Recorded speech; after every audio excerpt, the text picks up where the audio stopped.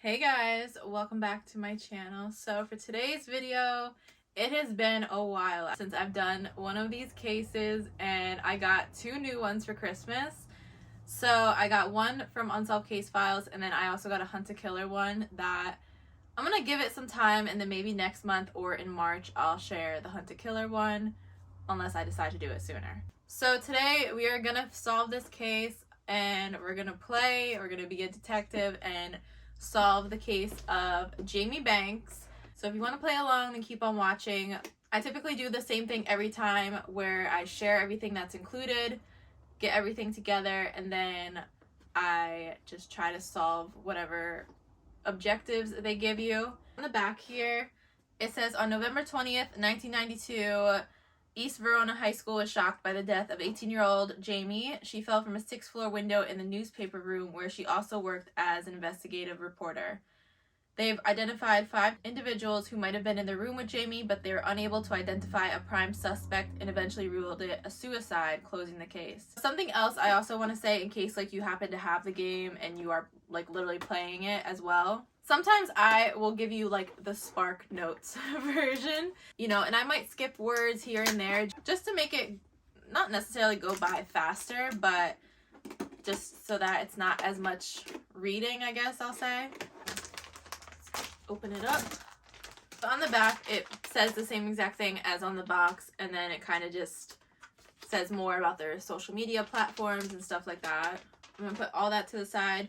I'm going to put these to the side as well. These are the bonus envelopes, and you have to figure out the objectives before opening them. We have evidence, which are some photographs here. Here is a picture of Jamie. This is basically for you as a player, just to make sure that you have everything that is included to play the game. I'm going to put that to the side. We don't really need that. If you want to go through and make sure you have everything, you can do that. I kind of just hope for the best and hope that they included everything. Then we have a newspaper article here that talks about Jamie, and then there's also another side talking about some other random stuff. But I always say that most of the time they do include something like that, some sort of newspaper article. Sometimes there's other clues and stuff that you would look over, so sometimes in other articles you might not care because it's okay, it's about a football player and whatever, but the football player might be the killer. Who knows? The high school newspaper now here. This is all about the case, and then it just says case closed up here. There's a coroner report, which I always like reading these because of how interesting it is. Then there's the evidence paper and security camera footage. This one is going to be hard. I don't think I've ever had a photograph doing these with this many people, so we're going to have to probably look very carefully. Some witness forms here. The suspects. So first we have Sophie Sunday, Johnny Rocca, Dr. Benjamin Gelding, or Geld. I'm going to say Gelding. I don't know if that's how it's pronounced. Olivia Underwood. She's crying. This guy is kind of cute, but cute in a creepy way. Paul Preakness. Was this the sexy teacher or something? So we have 5 suspects, which is always the typical amount. I'm going to start from the beginning and go back to the photographs that were included, but I always like to just share everything, what you have to work with. So let's open up the evidence envelope here. Got the handy dandy magnifying glass. There's a picture of Jamie on the ground. This is Verona Voice Classroom, and I'm assuming probably there's something written on the chalkboard that you have as a clue, maybe. Probably where they publish all their newspaper stories. Then this is written on the computer. Picture of the principal. Robert Romero. Craig Zimmerman. I literally thought this was Miles Teller for a second when I looked quick. Joey Ferrari. Items found in victim's pocket. Very random, I think, for a teenage girl. This is also found in victim's pocket. I don't really see anything in the first picture. Next week's stories, there's a championship recap, which is by Joey. Investigation expose by Jamie. Upcoming something. I don't know what that says there, but it's by Danny. Class picture, Maryland. Thanksgiving break. Something. Acting. Cafeteria menu by Andrew. B-ball Spartans versus another team. And then Dakota Dakota saves Samson. Now I'm looking at like the computer lab or whatever they want to call it. I don't really think these are giving too much information yet, but we'll come back to them. The newspaper article. She was found dead Friday morning, having appeared to take her own life by leaping from a 6-story window of her school, though foul play has not been ruled out. Police say the body of the senior was found immediately by another student. They estimate the time of death to be 10:10 a.m. Banks was described by friends, classmates, and family members as well-liked and mature. High school student TJ Welsinger says she was the kind of girl who was always into something. The 18-year-old was described by faculty members as a well-behaved and deeply curious student. Typing teacher Mr. Keaton recalls, "It was a pleasure to see her face in class every day. She'll be missed." She was a gifted young actress, previously appearing in school play productions. The night before her death, she played Juliet in East Verona's production. Friends recall how deeply immersed she was in her work as an actor. She took it very seriously. A bad review she received in the school paper really upset her. Which is weird that they would publish a bad review in the paper when she is part of it, but... Co-star Olivia Underwood, who served as Banks' understudy for the role of Juliet, remembers Banks as a very gifted actress. "She inspired me with her trying and worked so hard to play Juliet. She tried so hard to pull it off. Her effort was so admirable." Okay, Olivia Underwood is actually one of the suspects, and she's sounding like a little jealous or something. Police are engaged in an ongoing investigation regarding the apparent suicide. "We always want to make sure we're not missing something," says Roland Sherman, which is the detective. He provided little specifics. "We can confirm that we did find a suicide note, but their contents are confidential and will remain so." And then moving on to the other side. There's only half of this article at the top, and it just says, "Started at 11:15 yesterday morning in a private chapel in the northeast wing and has caused damage which will cost millions to repair." This next one's about a star running back, his disappointing finish. Fans, coaches, and teammates are left stumped by Johnny Rocca's performance in the state championship game. The Spartans' 3-touchdown loss to the Colts came as a huge shock. Kind of just talking about how he carried the ball 27 times for a net yardage of -1 and fumbled 4 times. At the bottom are cars for sale. So this might be important in case, let's say, maybe someone drives one of these cars that's now for sale. So we'll also come back to that as well. We have the newspaper. So Banks bombs in Romeo and Juliet. This is by Craig Zimmerman, which is just a picture. I don't think really he has anything to do. I think that's just like one of her classmates that was part of the paper. So drama productions have always been something to look forward to, even when they struggle to find the talent necessarily to fully bring the production to life. The plays typically make up for, in heart, what the amateur actors lack in pure talent. This year's production of Romeo and Juliet is a sad exception. Production has the talent but lacks heart. It lacks a Juliet with the heart needed to gain the audience empathy.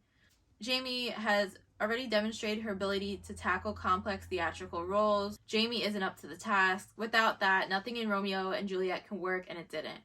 Robert Romero delivers a superb performance as Romeo, giving us all the wide-eyed infatuation of a teenager in the grips of young love. Banks provided a Juliet straight from Antarctica. So basically, they're saying that she did not do good as playing Juliet. So that was on the front page here.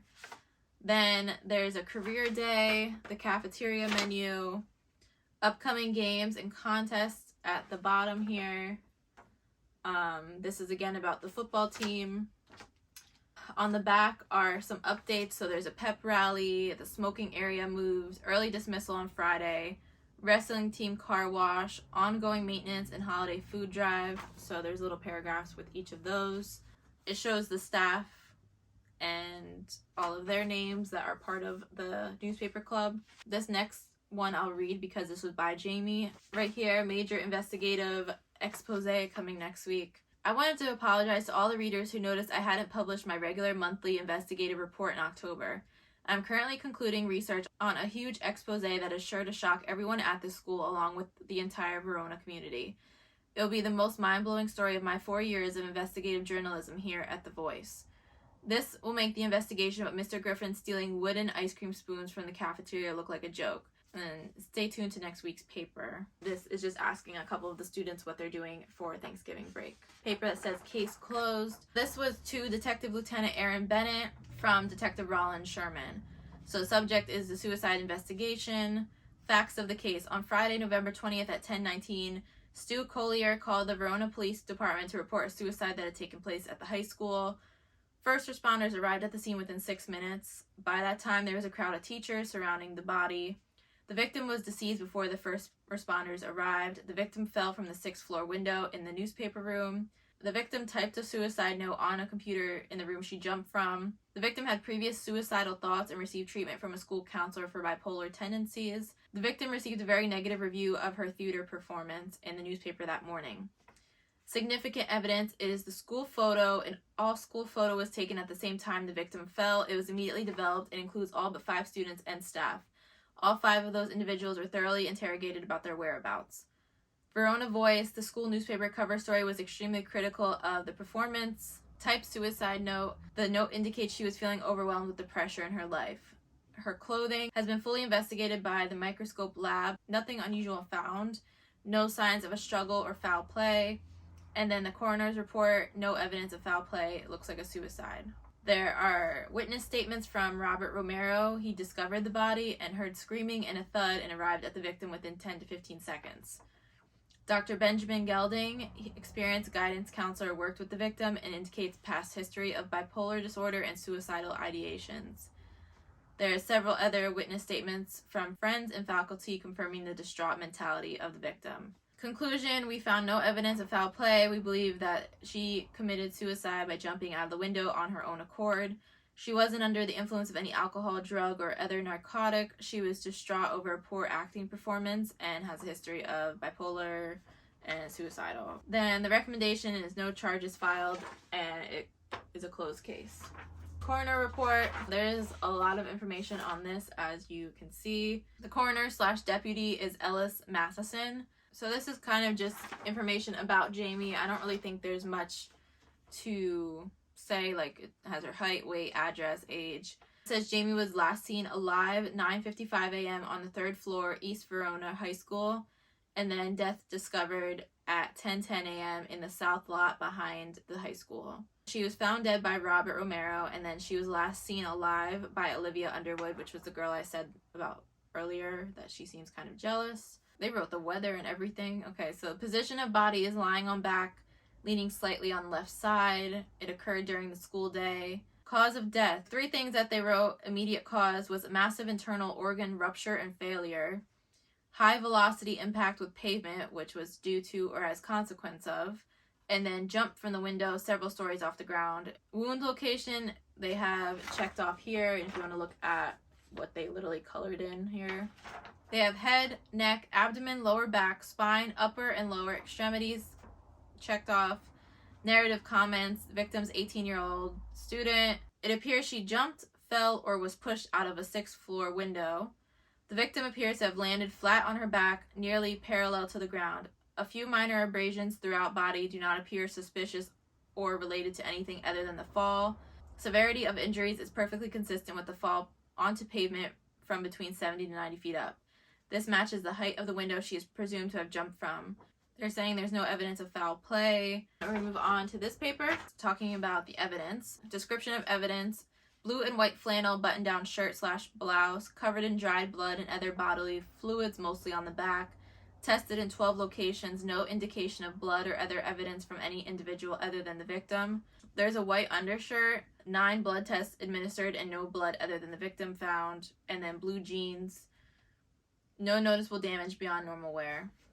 It does state, the size and the brand, but again, I kind of give you guys like the Cliff Notes, Spark Notes, whatever that it's called, just so that we're not here for hours. Going on to the back, pair of earrings, blue sneakers, their new condition, a few small splatters of orange, yellow, and red latex house paint on the left shoe, and a smudge of clay on the heel of the right shoe. Both shoes are in new condition, no unusual wear on the soles or laces. Undergarments, both checked by forensic and nothing unusual found. Small size spiral notebook found in pants pocket. All pages are blank except one page that has notes on it. Looks like math homework. Picture taken to be added to the photograph envelope with the case file. Empty bottle marked poison, which was also found in pants pocket. No smell or residue of any unusual substances or narcotics found. Not sure what this was for. Retractable pen. Key with keychains. And then $100 bill. And there was no evidence found on that. The security camera footage now. Within a second, from 10:10 and 30 seconds to 10:10, 31 seconds, she managed to fall. The forbidden class photo. So missing are all of the suspects, and they had said that earlier, that's why they questioned them. But for now, we're gonna keep moving to the witness statements. First is Janice Dowling. Today is the worst day of my 17-year teaching career. I'm overwhelmed with grief, but I understand I need to conduct a full investigation. We canceled third period today for an all-school pep rally because the football team is playing in the state championship tonight. Third period starts at 10 a.m. We took a few minutes gathering students on the bleachers so Marilyn Roberts could take an all-school picture. We had just finished at around 10 after when Robert Romero came running into the gym screaming for help. I asked Miss Hawkeye to watch over the students while Mr. Griffin, Mr. Collier, Mr. Carrier, Miss Stason, and I ran out to see what happened. Jamie was on the ground, Sophie Sunday and Olivia Underwood were near her body. Miss Stason immediately checked for vital signs and attempted to provide medical attention, but it was clear she was gone. I asked Robert Romero what happened. He says he was washing his hands in the first floor bathroom when he heard a scream and a loud cracking noise.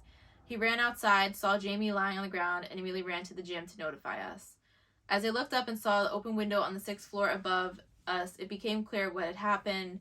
I told Mr. Griffin to go up to the 6th floor to guard the newspaper room door until the police or I got there. I told Miss Stason to remain with the body and make sure no one interfered in any way. I told Mr. Collier to go to the main office to dial the police. Mr. Griffin says the door was locked when he got there, so he just guarded the door. It was empty when I opened it for the police, and there's only one way in or out. Jamie was an above average student. She wrote for the paper, was in drama. If you want more insight, I'd recommend getting a statement from our guidance counselor, Dr. Gelding. He heads up the newspaper. You also might want to talk to her drama teacher, Mr. Preakness. She was playing Juliet in the school play, so he must have been working closely with her. The students love him, especially the girls. So we got the creepy teacher, like I said earlier. Statement from Robert Romero. I was the first one to find Jamie's body. I was in the first floor bathroom and lost track of time because I kept reading Craig's review over and over again. Best review I've ever gotten. But then I realized I was late for the pep rally, so I was rushing to wash my hands and leave when I heard her. It was about 10 minutes after the bell rang for third period, so about 10:10. It was a weird sound. I heard a woman scream and then something hitting the ground really hard. The noise came from right outside of the bathroom, so I rushed out the door, and I got there pretty quick before anyone else. She was motionless, no noise, no movement, just laying there dead. It took me a moment to realize I needed to get help and everybody was in the gym, so I ran there and got Mrs. Dowling and a bunch of other teachers. He's just saying that he can understand why she would do this because of the pressure. I think she even used her own money to buy paint because I heard Mr. Preakness say something about paying her back. I don't think they will cancel Saturday's performance because I have incredible chemistry with the understudy Olivia. A cosmic connection, you can feel it when we rehearse. Mr. Preakness knows I wanted Olivia to be my Juliet, but he didn't take kindly to my creative input on the matter. Next is Craig Zimmerman. He was sitting next to Liz Adams at the pep rally when Robert Romero came running through the doors and Mrs. Dowling and a few teachers ran out. There was a buzz among the crowd that someone had jumped. I started frantically looking around the room for Jamie because I was already worried about how she was reacting to the horrible review I wrote. Then I heard someone say her name. I didn't want to accept it, but Principal Dowling approached me and said the police might need to talk to me about the review. I knew it was real. I was ushered into the principal's office with a few other students. We all sat there for an hour in silence. Jamie was one of my closest friends. We had our ups and downs, and it was upsetting to me that we couldn't be more than friends, but I'm horrified to think she killed herself over what I wrote. I even met with Mr. Gelding second period before the pep rally. He pulled me out of Miss Marston's class to talk about the review, and together we came up with a plan to try to fix the mistake. Gelding was always looking out for Jamie. It was too late. All I wanted was for her to give us a chance. We got along so well. She said her heart belonged to another man, but she couldn't reveal who it was yet, or others could get hurt. It's not like Jamie at all to have an affair, so I assumed she made it all up to blow me off. That's why I was so upset. It's why I wrote that horrible review. I thought she was the one, and now I'm quite certain my words have killed her. Joey Ferrari's statement here. As far as I know, I was the last one in the school newspaper room before Jamie jumped out of the window. It was first period and I had study hall in the cafeteria. Mr. Griffin is my teacher there and he lets me go up to the newspaper room if I have a pass from Mr. Gelding to finish up an article or work on clip art or whatever. I signed out of a study hall as soon as it started and was in the newspaper room within probably 4 to 5 minutes after the start of first period. When I got there, the door was locked and lights were out. I'm a senior and I have a key to the room, so I let myself in. and the door shut and automatically locked behind me. Making a story about the football game. That room gets pretty hot at that time of day. I'm not sure why. Maybe it's the sun or heat's broken or something. I opened the window to let some cool air in. I lost track of time and suddenly it was 8:50 and I only had 5 minutes to sign back into study hall. I was in a rush, but I'm positive I turned off the light and shut the door behind me. I think I left the window open. When I was a sophomore, someone propped open the door once and some jerks vandalized a bunch of equipment, so Dr. Gelding is really strict about us locking the door behind us ever since. I barely got back to study hall on time and was in Italian class until the pep rally, so I'm not sure when Jamie went in the newspaper room. Jamie and I both wrote for the school newspaper, and I've known her since 8th grade, but we weren't super close. She asked Gelding to be editor this year, but for some reason he chose Craig instead of either of us. And then the last part that we get to are now the suspects. So we're going to start off with the teacher, Paul Preakness, a person of interest page here. I'm not going to read, obviously, his whole shoe size and dominant hand or anything. He's been working as a drama educator at this high school for 4 years. It does have his vehicle, though. So I had said earlier with the newspaper article that for some weird reason, maybe the cars have something to do. A 1984 Ford Thunderbird. Okay, none of these cars are 1984s, so forget that. This might not even have anything to do with it. The individual statement in the space below describes your whereabouts on the date and time of the incident. When Jamie jumped, I was in the auditorium fixing part of the Romeo and Juliet set. It had to be addressed before tomorrow's performance, so it was either miss the pep rally or miss the game, so I opted out of the pep rally. Individuals who can confirm your whereabouts at the date and time is Robert Romero. Then we have the interview. It's the interview between the detective and Paul. This is an example of one that I kind of just sort of skipped through because, for example, the first line is, "Thanks for talking to us." That's not really giving us any information, so I would have skipped that part. Paul says he's still devastated and really struggling at this point. Detective, how well did you know Jamie? Very well. I've known Jamie for the past 4 school years, ever since she started acting in our productions as a freshman. That was also my first year of teaching. I was fresh out of graduate school, so you could say we grew up together in our own ways. I watched her develop from a young girl into a mature, beautiful woman so quickly. Which sounds a little weird. So you were in the auditorium the whole time fixing the balcony. What was wrong with it? It held up during the performance, but when we were moving it off stage during an intermission, a couple of our stagehands tipped it over and the structure needed to be rebuilt. How was Jamie's relationship with her understudy, Olivia? Jamie got along with everybody. She used to be really close to Olivia, but I think there may have been a bit of jealousy on Olivia's part because she really wanted to play Juliet. But I knew no one could fill this role the way Jamie could. What was it about her that struck you? She was one of the most talented women I've ever met. She had the character of an old soul. You'd easily think she was 10 years older than she really was. Then it says, how old are you? He's 29. Interesting. Did you have any interactions with Jamie this morning? And it says, pause. Yes, and I'll probably regret it for the rest of my life. Why? What happened? This is so hard for me. You see, I hadn't read Zimmerman's review in The Voice yet, so I had no idea why she seemed down when I saw her, and stupidly, I didn't even bother to ask what was wrong. I just handed her a $100 bill I owed her for paint she bought and told her I'd see her later. Did Jamie ever tell you about an affair she was having? What? What are you talking about? Was that in a suicide note? We heard she was seeing someone, but it was a secret. Now that you mention it, I do remember her saying something like that. During auditions, she said something about relating to the character because of her own forbidden relationship. Maybe that's why she was so perfect for the role, you know, a young, attractive girl with a full heart struggling with the forbidden romance. I recall saying she wanted to scream it from the rooftops but couldn't, or something like that. Teenage girls say a lot of weird stuff. Is there anything else you want to tell us? Were you aware of any other relationships Jamie was involved in? Other relationships, no. I think she dated Johnny Rocca for a brief time a couple years ago, but I'm pretty sure he's with the coach's daughter now. I don't really think he's going to be guilty. I think he's guilty of something else, being inappropriate, but I don't think he had anything to do with her death. Olivia Underwood next. She drives a 1983 Volkswagen. Yeah, these are all 1993 vehicles. Says, I was walking to the prep rally when I started feeling violently ill out of nowhere. I ran to the first floor girls' bathroom and got there just in time to puke. Just as I was starting to regain my composure, I heard a terrible scream. I looked out the window to see Jamie just laying there limp and lifeless. It was awful. I collected myself and ran down to see if there was anything I could do to help.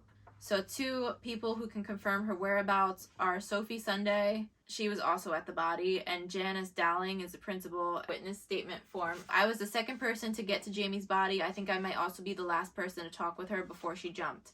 She and I have been working closely together on the production because of her being Juliet. We also had typing class right before she jumped. Our opening night for Romeo and Juliet was last night, and it went okay, but Jamie got a really critical review. I thought it was a bit harsh, but honest. I asked Jamie about it, and she seemed really bothered. Not angry or sad, she just seemed really deep in thought.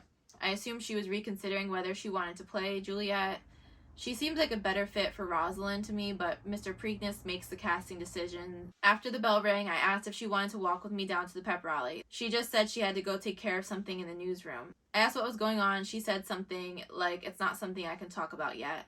For what it's worth, I didn't think she did all that bad, but I'm confident Robert and I will be able to pick up where she left off. It's a tragedy, but the show must go on. Interview with the detective. We're trying to find out exactly what happened, so we're questioning everyone who wasn't in the gym when she fell. I see. Is Robert here too? Robert Romero? No, he was seen on the surveillance video right after Jamie, so we're confident he couldn't have been on the 6th floor with her. Can you tell me where you were? It was the weirdest thing. I started feeling really sick, so then she went to the bathroom. You were throwing up at the time of the pep rally. Yeah, it wasn't pretty. What floor were you in? It was the 1st floor girls' bathroom. How did you wind up there before everyone else, being so sick and all? Robert was. I heard a scream, and by the time I made it over to the bathroom window to see what the noise was, he was crouched down next to her. He stood up and ran away. By the time I got there, it was just me and the body. What happened then? Well, I was by myself for maybe 10 seconds or so when Sophie Sunday came running up next to me. We were both really scared, not sure what to do. Then maybe 20 or 30 seconds later, Miss Dowling and some other teachers came. Were you and Jamie close friends? Yeah, we were friends, not exactly close. What makes you say that? We didn't always see eye to eye on everything, especially when it came to theater stuff. So what's going to happen with the play now that Jamie's no longer here? I'm ready to take over for her. It'll be emotional for all of us, but the show must go on. Won't that be really hard for you, stepping into the lead so quick like that? Not for me. You have to seize every opportunity in life because it might be your last. I really wanted the role from the get-go and have been ready to replace her any time for any reason. It's not like I pushed her out of the window. You think someone pushed her? No, I just meant, like it wasn't my fault this happened. Why do you think Jamie got the role of Juliet instead of you? I guess you'd have to ask Mr. Preakness. I think he had a thing for Jamie. Tell me about the boy who found the body, Romero. Is he your boyfriend? No, he's not, but he does have a little thing for me. It's pretty clear he's into me. He'll do anything I ask. Anything, you know what I mean. What about Jamie? Did she have a boyfriend, romantic interest? I don't think so. I mean, she was pretty in her own way, of course, but she was one of those girls who was a bit mature for the high school boys. How are you feeling now? Sad, but I'm trying to see the bright side. I'm excited to have the lead in the play finally. Then the detective says, I meant your stomach. Oh, yeah, I'm fine now. Thanks for asking. And then the detective says, quick recovery. Dr. Benjamin Gelding. I'm not trying to rush, but I feel like we're taking a long time here. So he's married. He has 2 vehicles, 1991, 1987. In order for me to leave on time for the game, I had to forego the 3rd period pep rally so I could work on some letters of recommendation that need to be submitted before the end of the day. He was in his office working on those from beginning of 3rd period until I heard sirens outside. Janice Dowling and Craig Zimmerman are the people that can confirm his whereabouts. Witness statement. I've been Jamie's guidance counselor for 4 years. I also help run the school newspaper that she writes for. Jamie's an amazing girl who gets good grades, stays out of trouble, and seems to get along with everyone. I took my wife and kids to see her performance, and she was incredible. It really begs the question as to why a young girl who appeared to have everything going for her would do something like this. Well, I'm not sure, but everything is not what it seems with Jamie for 2 reasons you should be aware of. First, she had been struggling with bipolar tendencies for years. She has been meeting with me every few months for manic depression. She was originally referred to me during her dark time. She expressed suicidal ideations to me on a number of occasions, including thoughts about how she would do it. I should have referred her to outside counseling. I just thought we had it under control. Second, Jamie was involved in a secret forbidden relationship. She told me one of the reasons Mr. Preakness gave her the part of Juliet because she told him she was presently in a forbidden relationship and it helped her relate to the character. I talked to Craig Zimmerman this morning. He's a young man who wrote negative review. You might consider talking to Johnny Rocca. I believe they dated for a short time. I asked everyone who works on the school paper, and Joey Ferrari was the last person in the newspaper room before Jamie. I'd also encourage you to speak with Mr. Preakness. He gets very close with students. Interview. Do you know why we brought you in? I assume it has to do with Jamie. I'm guessing you'd like more insight into her mental state. That's part of it. You're also one of the only few people in the school who were not in the school photo when she died. It looks like suicide, but we're still investigating whether anyone was in the newsroom with her when it happened. You think someone was in the room with her? That's a shock. I'm sure Joey Ferrari was the last one in the room because I spoke with every member of the newspaper and asked them. We've spoken to Joey. He was in the gym. Then I guess I don't know. Only the seniors had keys to that room. Craig, Joey, Marilyn, and Jamie. That's it. Well, Zimmerman and Joey were both in the school photo, and Marilyn took it. We couldn't find you in there. Do you have a key to that room? Me? Yeah, well, of course, but I haven't been in that room all day. Are you sure? Certain.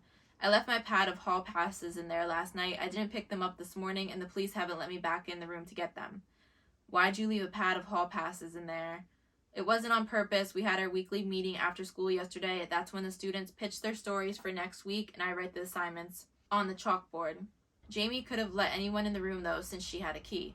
Why do you think she wasn't alone? We're just exploring all possibilities. Was Jamie dating anyone? She said something to me recently about some kind of secret affair. She was a private person, but would share things like that when we were alone in the newspaper room together. Let's back up. Were you alone in your office all morning? No, I had a session with Craig before the pep rally regarding the review he wrote. They talked in his office second period and made a plan for him to resolve the situation. We were done near the end of second period. I wanted to get back to my office, but the students in his class were really excited to show me what they were working on and begged me to come in. After I'd seen everything, the bell rang, the students went to the pep rally, and I returned to my office. So you chose paperwork over a state championship pep rally. Odd choice. I had letters of recommendations to submit before the weekend and wanted to leave early for the game. And he says he was in his office until he heard sirens. Dr. Gelding, do you really believe Jamie did this to herself? Sadly, I do. She was hiding a lot. She was about to publish an expose in the paper. What was it about? She wouldn't tell me. We're not sure. We think it was about sports betting. Well, that would explain her secrecy. I probably shouldn't say this, but Joey takes all the bets in the school.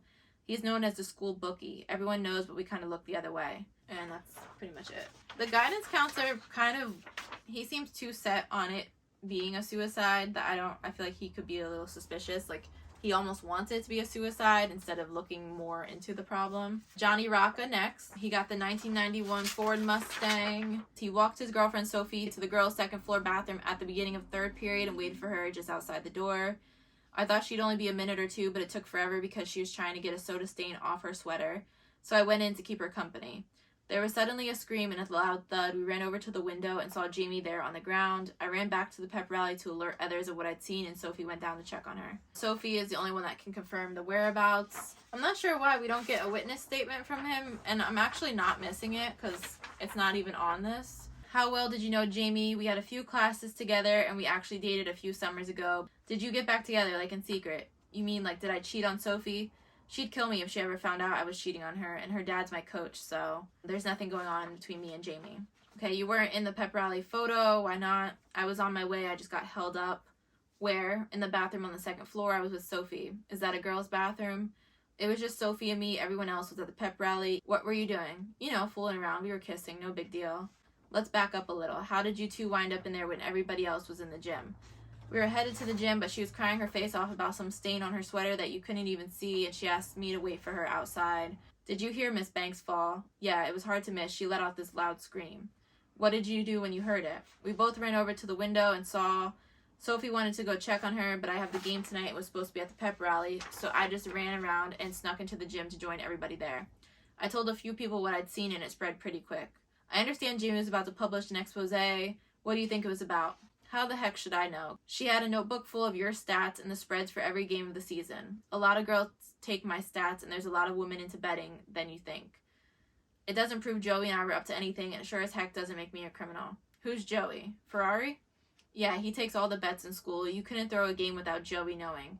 Our last piece of this is Sophie has a 1992 Jeep. Right before third period, I spilled tab all over my sweater. I was really upset. She heard a scream and something hit the ground, so I ran to the window to look out.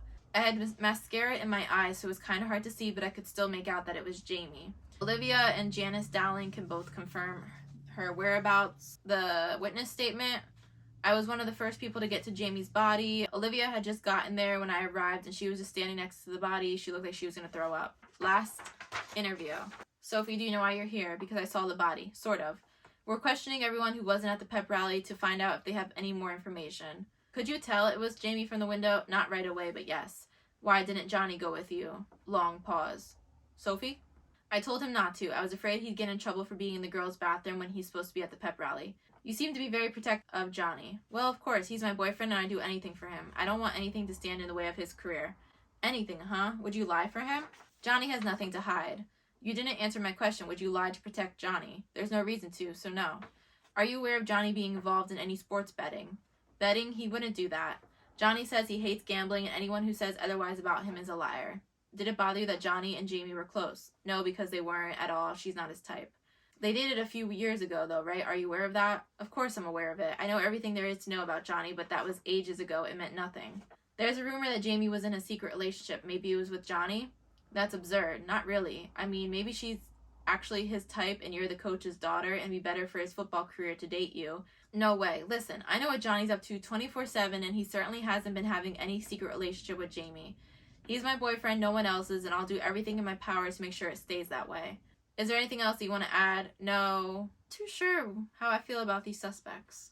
Something else when you play this, if you have it yourself, you typically will need like a computer or just access to the internet because they want you to go on their website and then actually verify that you really got it right. Objective number 1 is to prove someone was in the room with Jamie and then go online when you think you're right. I'm going to go back through everything that we just talked about. But like right off the top of my head, I can't think of anything. Maybe in the evidence photos, I was thinking maybe this could be the proof of someone else being in the room because the date on this was printed the same day, obviously, that Jamie died. But it doesn't give a specific time that person could have left before she got there. We did process of elimination over here. The only thing left that could make sense, all the statements, interviews, nothing necessarily was showing proof that they could have been in the room. So we have the security cam footage here. So this is right. This is the first part. Now the next part are the frames that prove that she wasn't alone. And girl, I'll be honest, I have no idea. Because within a second she falls. And like in that second, I mean, other than the kid that comes running, but I've never gotten stumped this fast. If you don't get the frames right, you can also choose a hint, and I think they allow you to get 3 hints. So let's do the first hint. It says, if Jamie was alone in the room, nothing could have fallen from the newspaper room window several seconds after she landed. Oh my gosh, her feet. They threw her shoe down. Okay, so our frames, I think, are going to be 37 to 38. So within a second, she goes from having one shoe on, and then she gets the other shoe somehow next to her, which whoever threw that shoe down, that was perfect landing right next to her. So let's try 37 to 38. That should be the right frames. That actually wasn't as hard as that needed to be. So now we can open bonus envelope A. Our next objective is to find the suspect who is lying. One of the 5 lied about where they were on the day that Jamie died. So we have 2 more things here now to read. This is a letter from Jamie's mom to the investigators responsible for reopening my daughter's case. So I'm guessing this is a letter that she wrote to me. First off, I'm so grateful for your efforts in reopening Jamie's case. It means the world to me, especially now. My husband just passed away last month, and he went to his grave thinking his only child may have very well committed suicide. Deep down, we had trouble wrapping our heads around both the police findings and what Dr. Gelding revealed about her mental state. We didn't even know she'd sought counseling. So many people were torn up by her death. At the gravesite just after her burial, I remember Paul Preakness falling to his knees and crying like a baby. It broke my heart. I didn't know what else to do but go over and hug him. He seemed like he wanted to tell me something that day, but he couldn't, and I never saw him again. I knew he meant a lot to Jamie, but I had no idea how attached he'd also been to her. I still see some of her old classmates from time to time, and it tears open wounds that never healed. Please do not give up your efforts until justice is served. I included her obituary notice to remind you of the amazing young woman behind this unsolved case file. So this is the obituary. And then there's also some stuff on the back that I'll read as well. So Jamie died unexpectedly at the age of 18. She was the only child of Andy and Linda. She was a senior, as well as a sweet, beautiful, young, kind woman who will be missed by many. And then this is like half of another article. It says, happened last week just before school began early Friday morning. His wife of 44 years, Mrs. Bertha Sampson, said she and her husband are eternally grateful for Dakota taking the time to learn CPR. I'd be a widow today if it weren't for his knowledge of what to do. Verona's Cineplex raffling a year of free movies at Aladdin premiere today. So we have to go back to our objective of figuring out who was lying about where they were on the day Jamie died. I was trying to see with the Dr. Gelding, because that obituary said something about his wife of 44 years. So I wanted to see if it said how long this guy's been married. But okay, let's try to go through everything here. Okay, I think Sophie and Johnny could have been lying. It could be like one of them covering each other up. Olivia, I'm not sure about. Hers was kind of random because she said she randomly got sick. This guy, he was in the auditorium. So I will admit, I did think that it was Johnny possibly lying, but it said that it wasn't him. So I went back through. If it's not Johnny, then it probably isn't Sophie, because I think they would have to get their story straight. And Sophie seemed pretty adamant about the stain that she had on her sweater. Yeah, that leads us to 3 other people. And Olivia, she was a little sus. Mr. Preakness, whatever his name is, he claims that he was in the auditorium fixing whatever. But I honestly don't think that Paul killed her based off of how upset he was about her dying. I mean, sometimes people, you know what, I'm not going to get into that. But for this case, I don't think it was like a crime of passion, respectfully. So that leads us to Dr. Gelding and Olivia. So, like I said, Olivia, I think there's a jealousy thing. I've said that from the beginning. We're going to go with Dr. Gelding. Then we have to figure out the clue of how he lied about his whereabouts. So they give you 3 things to choose from. It was either the witness statement from Craig, the newspaper article, or the interrogation. Craig does say that he met with the guy, but it doesn't reveal anything like that he lied, so I didn't go with that one. Newspaper article from their high school didn't reveal anything. Interrogation. So in this interrogation, he has said that he claims that he wasn't in the newspaper room all day. The detective asks, "Are you sure?" Then Dr. Gelding says, "Certain." But he did mention somewhere about that he writes on the whiteboard the, like, almost like a syllabus or what they're going to do for the week. I read that earlier. Somewhere like at the beginning of the week or something that he goes in there and does that. But that could have been proof that he was in that room that day to do that. We had our weekly meeting after school yesterday. That's when the students pitch their stories for next week and I write the assignments on the chalkboard. He apparently wrote that the day before. I don't really like this down here, the who can confirm your whereabouts. Because Janice Dowling, she's the principal, but she was supposed to be at the pep rally, so how can she really confirm your whereabouts? Our options are the coroner's investigation report, the witness statements from Craig, Dr. Gelding, Janice, and Joey. So maybe Janice, actually, because I was just saying about the principal, I forgot that they questioned her. Dr. Gelding I'm looking for. Dr. Gelding also states that all of the seniors have a key, and then he also has one as well. So I guess those 4 people could get into the room technically, but Jamie could have obviously opened the door for somebody as well. But Craig, Joey, and Marilyn are not suspects. And the only suspect is Dr. Gelding. The other options are a couple of the crime scene photos, the evidence photo with the pocket items, the letter from Linda, the mother, or Jamie's obituary. Alright, we're gonna put all this to the side, because none of the stuff that I think could possibly be a clue is not. Let's look at some of these crime scene photos. I lost the picture. Oh, okay, we got more over here. So this is the one that shows all of the assignments for each student. But like I said, the guy is saying that he did that the day before. The mom said that Dr. Gelding revealed about her mental state. We didn't know she had counseling. I'm going to say that picture of the chalkboard is one clue. Okay, I got one of the 2 clues correct. One of the clues is the chalkboard picture, but we have to figure out the second one.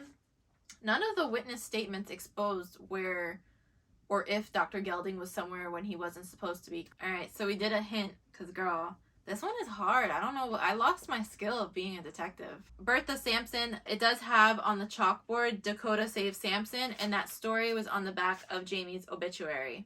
So that was the second clue, was Jamie's obituary plus this photo. That was a story that had happened early Friday morning. So Dr. Gelding had went in and added that story last minute after he had been there the day before, because obviously that happened the next day. I'm going to assume that that was solved. And we're going to move on to bonus envelope B. We got another letter. Objective number 3, which is convict the killer. In order to secure a conviction of the killer, you'll need additional evidence that directly connects the suspect to the crime. Then you go online again and obviously pick the clues that prove who it was. So this letter is from the principal, Janice Dowling. To whom it may concern, I wanted to personally and sincerely thank you for your work on the Jamie Banks case. I'm hoping your efforts will finally uncover what happened to that lovely young woman. It was so long ago. I believe Judy Marston and I are the only remaining faculty members who are also present on that dreadful day. I've heard that you may be focusing your investigation on Dr. Gelding. You should know that immediately after Jamie was found dead, Dr. Gelding worked tirelessly by my side to help students and staff get through that senseless tragedy. I don't think any of us could have endured it without him. I recently asked Judy what she recalled about that day, and she shared a story about Dr. Gelding. I thought you should hear, since it happened moments before Jamie died. He had stopped into her studio art class to drop off a student, and the class was bursting with excitement to show him what they'd been working on. Despite being in a huge rush, he lovingly took the time with every student to praise their efforts right up until the bell rang. There's no way this caring man murdered a student mere moments later. I felt the need to reach out to you to share the anecdote and affirm that Dr. Gelding was always there for his students and they loved him. I can attest to his incredible kindness and genuine caring nature for everyone at the school, as well as his impeccable integrity and pristine record as our guidance counselor. It would definitely be a waste of your noble efforts to pursue Dr. Gelding. Better to focus on others so justice can be served for Jamie more quickly. I suppose you're the expert. If I can help, please let me know. And now I feel like either we have to find more proof that he did do it, or we have to find a different suspect. So I went online to see for this next objective what some of our options would be to choose from, because if we're starting over trying to pick our new suspect, but the first question was asking what piece of information led to the killer or whatever, and since I feel like we're still supposed to be sort of focusing on Dr. Gelding, because why did we just do all that to change our minds now? I mean, that could be like a typical police investigation. You think you got the right suspect and then it's somebody else. You know, she did mention that he was in the art class, and it didn't say earlier, but Craig had said that Dr. Gelding stopped in the class or something, or he didn't specify what class he was in or what students were there. I wanted to get back to my office, but the students in his class, so I guess it was Craig's class, were excited to show me what they're working on, begged me to come in. The principal was the one that said about the art class. So the first question is asking which document can lead to Jamie's killer. So I wanted to choose the principal's letter, but that wasn't an option. So then I went through to find out what mentions anything about this art class. And we have that Jamie was in this art class because what her shoes were looking like. They had paint, they had clay, whatever in the evidence report. She also had a pen in her pocket, but the pen could have been for writing for newspaper articles or whatever. So I don't really think that has anything to do with the art class. But that ended up being the right first part of the question. Now the next part is which of these documents tells us where the clay could come from. I'm thinking obviously the art class that Principal Dowling is talking about, that Dr. Gelding was in. It's not right. Okay, I thought it was Principal Dowling's witness statement. That was wrong. So then our other options are the witness photo of Craig Zimmerman. That had nothing to do with that. Sophie Sunday witness statement. She didn't mention anything, I don't think, about an art class. Photo of suicide note on the screen had nothing to do with art class. So we are left with now the Verona Voice newspaper. As I say every single time when I do one of these, you got to look out for the newspaper articles, okay? They got some hints in there. They might not seem important at the time, but this is the actual high school article. So it says somewhere in here about, on the inside, Pottery Olympics competition. So for the past month, the studio art classes have been testing the limits of the new pottery wheels. Their top work will be on display in the art studio classroom on Monday. Students and faculty are encouraged to vote for the best piece next week, and they'll receive passes to the MFA in Boston. The clay on the shoes and the paint are obviously coming from the art class. You just had to find where we're going to see more about the art class or the piece of evidence that points to it. So this was the next part of the question. Then question 3 is, which of these 5 documents connects the killer to the clay on Jamie's foot? So we have the case closed document, which is this. Class photo on the bleachers, I'm going to say no. Person of interest form, Paul Preakness, I don't think so. Interrogation of Paul Preakness, I don't think so. Letter from the principal, I'm going to say it's a letter from the principal. So let's try that. If you can't figure things out, we just got to do process of elimination. But that was the correct answer. It says we solved the case, and now we can open up this last envelope. Now, I like opening this last one because if I'm unsure about or like a little confused, then usually it gives us the reason as to why they did it. I'm not really sure right now, before opening this, what reason this guidance counselor would have to kill Jamie. I mean, I didn't think it was a crime of passion, but I wasn't expecting either of the faculty members. A witness statement from Joey Ferrari and the voluntary statement. I, Dr. Benjamin Johann Gelding, being duly sworn, I murdered Jamie on Friday, November 20th. As a mental health counselor familiar with impulse control disorders, I attribute my actions to a momentary suppression of the anterior cingulate and the middle frontal gyros triggered by a rush of epinephrine from my adrenal glands. In other words, I freaked out. But scientific understanding hasn't been able to reduce the shame I've endured throughout the years. Perhaps a full confession today will. Jamie didn't write a suicide note and she wasn't bipolar. Jamie and I were having an affair. I guess it makes sense because this guy was the only one that was married. She was attracted to my intellect and wisdom. It started one day about a month before she died. She just leaned in and kissed me. I knew it was wrong, but our passion for each other burned like a wildfire. Guilt chased me like a dark cloud, but still I could not resist. It was a crime of passion after all. I just had the wrong guy. But eventually I knew I had to end it before someone got hurt, so I asked her to meet me in the newspaper room in order to break up with her when everyone else was at the pep rally. While waiting for Jamie in the newsroom, I updated our article list for next week with something that happened that morning, and that's how investigators eventually proved I was lying about not being in the room that day. And on the back, I thought Jamie would understand why I needed to end our relationship. I was wrong. Instead, she threatened to publish it in the Verona Voice, and I shouted, I want the whole world to know. I'll scream it out this window. We'll finally have nothing to hide. She was about to destroy my life. I like Jamie a lot, but I love my family, and when my atomic fight or flight response kicked in, I rushed toward her and shoved her right out the window. I gasped as I watched her body fall to the pavement below, then realized I'd stepped on the heel of her shoe when I pushed her, and it was still stuck under my foot. I panicked and threw it down after her.